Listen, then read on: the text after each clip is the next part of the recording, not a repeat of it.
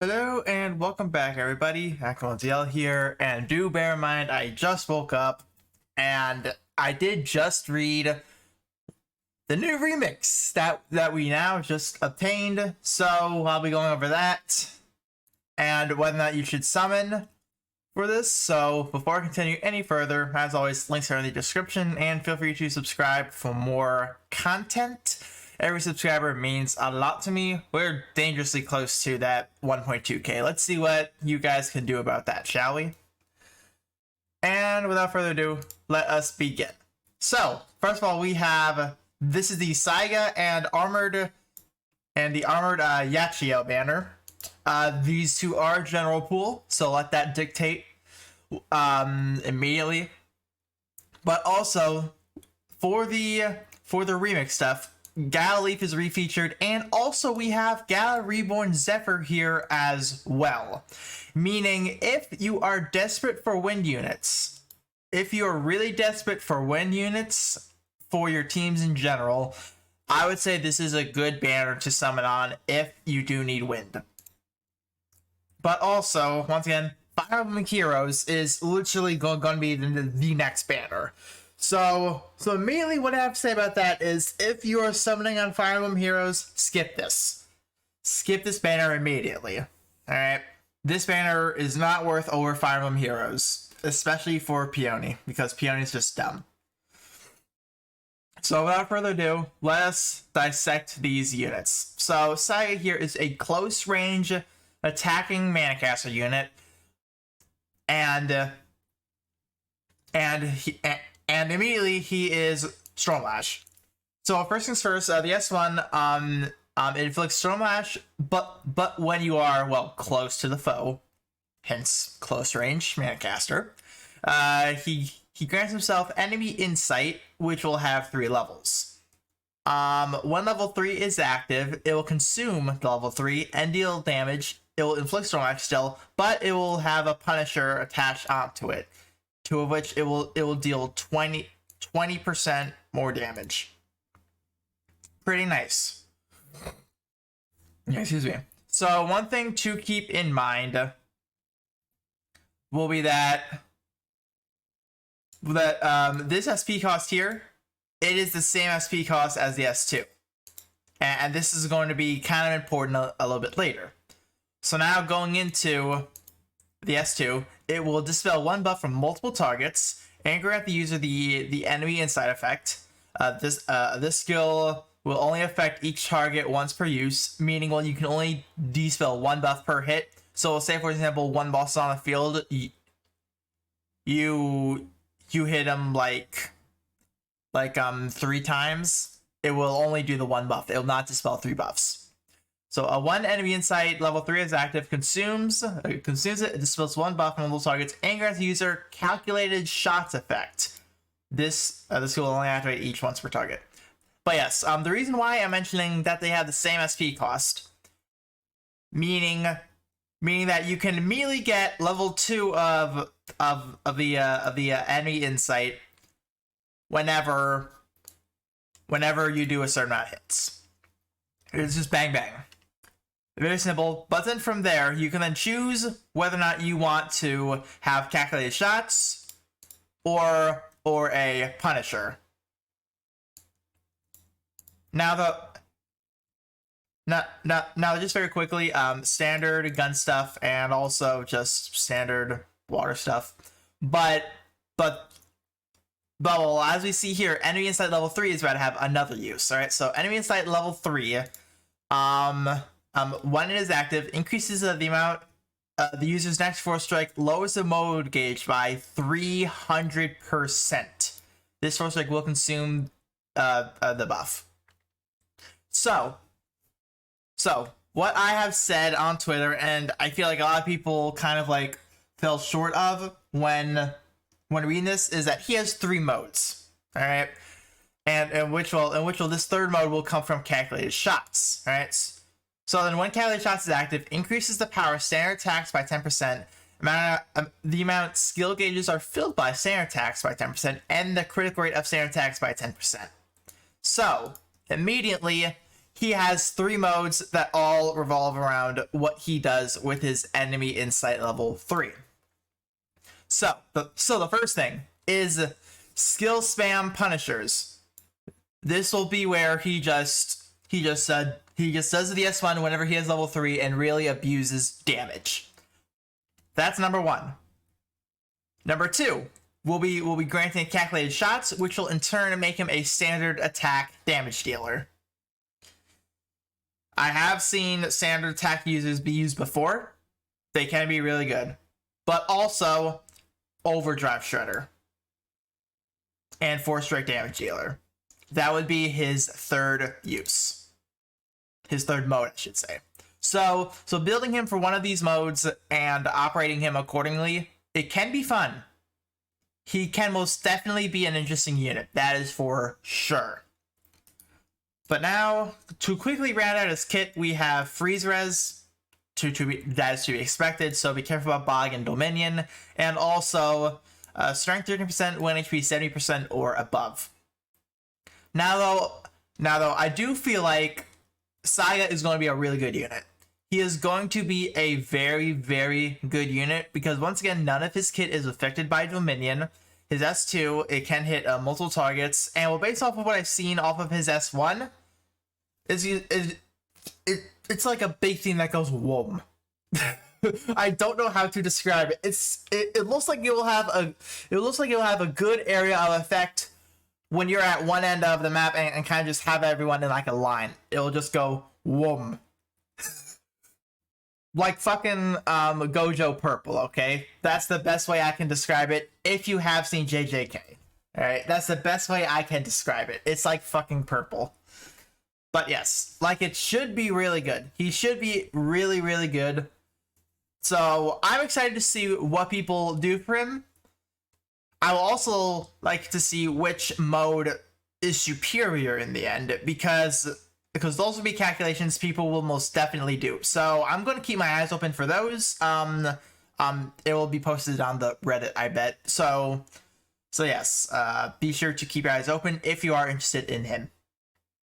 Now then, moving on to probably what everyone wants the most, Armored Yachiyo. First of all, she's southern as hell.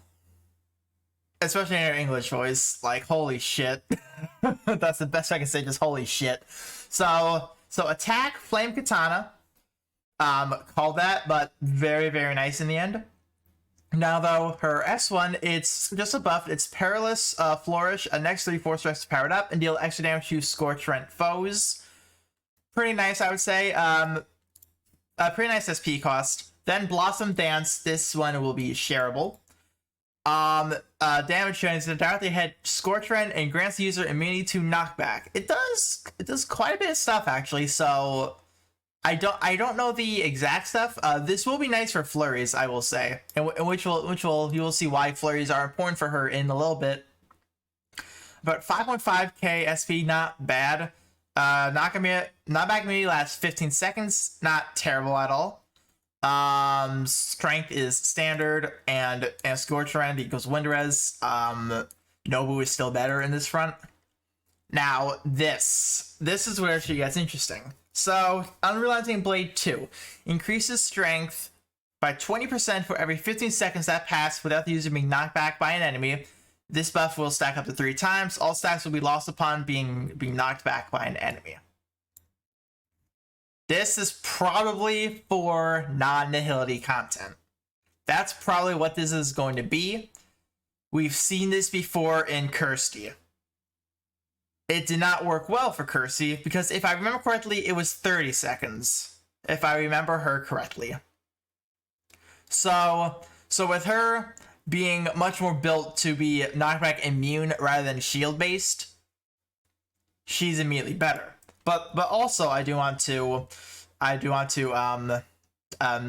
into here. Also grants to the user a unique force strike that has 2 increasingly powerful charge levels and dispels 1 enemy buff when the combo is 15 or higher. This is what Nobu does. She's immediately better than Nobu. She's immediately better than Nobu in the art of dispelling properly. The user will be immune to knockback when charging this Force Strike. The reason why I say this, well, because A, we will have to see what the AI does, but we'll have to move down here. Force Strike 50%. She is made to be Force Strike based. So what I can say about this right now will be it's interesting right now. It's interesting because I don't know if the AI recognizes, oh, she's Force Strike based, let me just spam Force Strikes whenever it's available versus just an overdrive. That's something we'll have to see, whether she's good AI or good main. And we'll stun res. So in short, be careful of sleep on Dominion, but Volk, just go for reds. But this is my main concern. All right, I'm assuming this is not going to be domain based, but if it is, but if it is tied to a unique buff of some kind, or just outright nihility proof, then she's gonna be a monster for Dominion. If not, she might still do just fine because we have Galleonitis, we have Kimono Elisan. Like, we have a lot of score trend in Fire right now that is optimal in Dominion. Like, she can be used. She can most definitely be used. I would have to retry Expert, actually, to see if Dragon Timing would exist. I would have to, like, keep my eye open for that. Because if so, she can most definitely be usable. Most definitely be usable. Because, I mean, like, hey, you don't get knockback in Dragons, right? So hey, that's nice. But then also Mars existing, like you're getting Powder Force Strikes and the immediate knockback for days. You'll be set on that end. But yes, I am most definitely curious about her. Whether or not how good she does will actually dictate me summoning, because let's face it, I want that. I'm just gonna leave it at that. I want that. But other than to just quickly go over the other two galas that you will be seeing in this banner, will be Galilee, the Ass Man himself. How he works is that he has stances. All right. He has a sword stance, which will be when you start, and shield stance, in which you can swap between back and forth very easily. Now, though, in sword stance is meant to be your basic debuffer. All right. So while he operates upon strength and defense lowering in sword, then in defense it is the S1 will become a defense up for himself and a poison off the S2. He is much more operational to be a attack and defense lower, because off of his abilities, I mean his Coab, he can punish off of that to immense effect. As well as make sure that they stay debuffed. He is meant to really take advantage of those two. He's mainly meant to be used in sword stance, I will say that. But then, if you have someone else doing the poisoning, he's gonna be still very, very good because his S2 in sword stance operates off poisoned. And his S2 in shield stance operates off of reduced defense while poisoning. So he most definitely does have two modes. But me personally, attack and defense lowering is the way to go for him, because no one else really does that. No one else really does that and punishes off of it. So Galilee, he is a really, really good unit. What he does is pretty unique right now. So yes, he is fun. He is definitely fun because we'll also once when you get to a certain hit count, he will start to do unique combos depending on the stance. Just outright, this flurry strength, it benefits much more in sword rather than shield, because shield, it's just slow hits. It's boom, boom, boom, boom. Versus the sword, it's more flurry based, to as of where he does more hits. So yes, that is Galilee. And now to quickly go over Gala Reborn Zephyr. If you remember Gala Reborn Poseidon and or the previous video I've done on this man, he's pretty much the same. To us of where, well, he just does damage. He can do it up to 2 times. One time via skill, the other time when the shapeshift ends.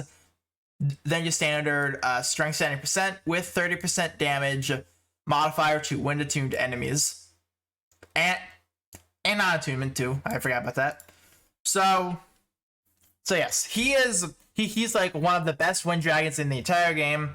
If you are lacking like value or Midgard Zero, he would most definitely be an option you will consider to pick up. But either way, that will be it for this video.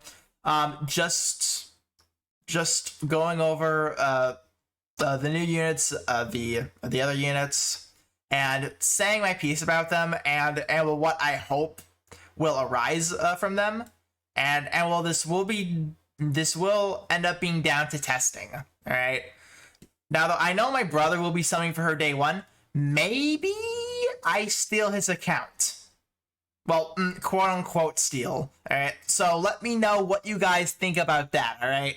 Let me know if you want me to steal my brother's account for her. Because if you do, I will do it. But on one condition, I do not hear you guys complain about optimability. All right. I got that a lot in the Alberius. I work with what I have. All right.